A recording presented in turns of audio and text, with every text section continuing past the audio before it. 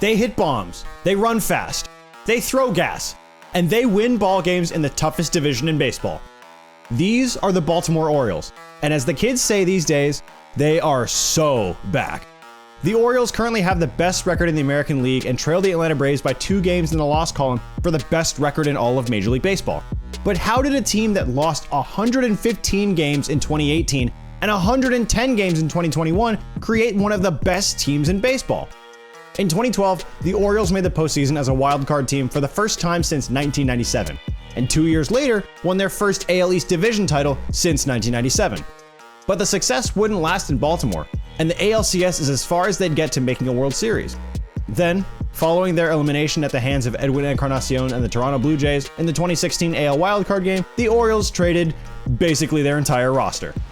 Manny Machado, Zach Britton, Kevin Gausman, Darren O'Day, and a bunch of others were all traded, and the O's went on to lose year after year after year. But in American sports, for some reason, mediocrity is rewarded with high draft picks. The O's amassed an entire army of draft picks, and finally in 2023, they have started to pay huge dividends. Cedric Mullins, Adley Rutschman, Austin Hayes, Ryan Mountcastle, Gunnar Henderson, and Anthony Santander were all either drafted or signed young by the Orioles and lead one of the most prolific offenses in baseball.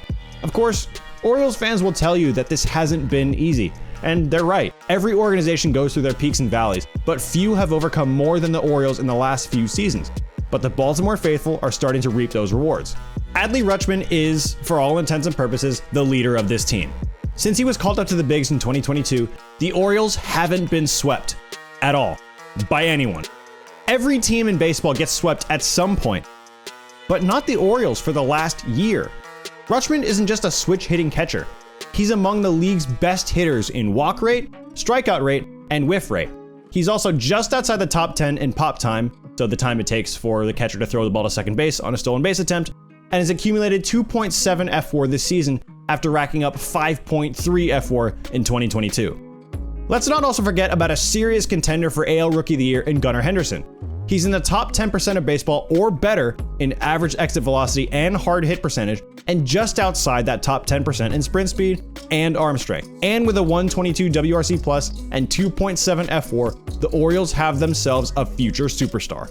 Oh, and maybe one of the more overlooked players in all of baseball, not just the American League, is Cedric Mullins, who casually joined the 30-30 club in 2021. Between injuries and inconsistencies, it's been somewhat of a down year for Mullins, but a 122 WRC plus, even when things aren't going all that well, is still valuable, especially for a team with playoff aspirations. An 801 OPS is still above the major league average, and we know the Orioles are well above average offensively. I could continue to list the stats for the Orioles and their potent offense, but the strength for the O's is in their numbers. It's not that they have just one singular threat in the middle of the lineup like in years past. They have multiple guys who can hurt you up and down the lineup. And come crunch time, that's as valuable as one superstar, if not more valuable. Still, not having that guy, the one singular superstar, might hurt the Orioles, especially because they are so young. But when it's all said and done, don't be surprised if the O's have a real shot at a World Series. Their only real weakness, it would seem, is the pitching staff. But the acquisition of Jack Flaherty can't be understated as one of the best moves of the deadline. And in his O's debut, Flaherty hurled 6 innings of 1-run ball against the Blue Jays to lead the O's to a 6-1 win. The Orioles expected more out of Grayson Rodriguez when he was called up this season, but unfortunately, the results just haven't been there for the Big Texan. But at the back end of the bullpen, the Orioles have one of the most dominant 1-2 punches of any playoff aspirational team. Yanier Cano's changeup was virtually unhittable for the first few months of the season, and Felix Bautista throwing 103 with a bowling ball splitter shortens games considerably for the starters. When the Orioles traded Jorge Lopez at the deadline in 2022, the collective baseball community was left scratching their heads. Why would they let go of their closer? Well, guess who they got in the trade with Minnesota? Yanier Cano.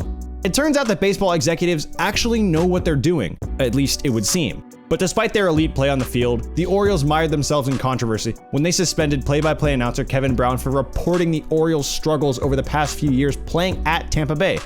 Brown reported the facts. Nothing more, nothing less. Though Brown was reinstated to call tonight's game, you can't help but wonder what happens when a team with the second lowest payroll in baseball will be faced with the tough reality of signing their young stars to contract extensions. Until then, the Orioles' window to keep control over their young stars is now, and it's time for them to capitalize. With just under 2 months left to go in the regular season, nothing has been totally decided yet. But the Orioles lead the toughest division in baseball and look set to be one of the real powerhouses in the American League in 2023. With a dynamic young core leading the way and a hungry fan base behind them, it may not be long before the birdbath sees its time on the national stage. That's all for this one. Let me know what you think about the Orioles resurgence in the comments below, and drop a like if you enjoyed it. Thanks for watching. We'll see you in the next one.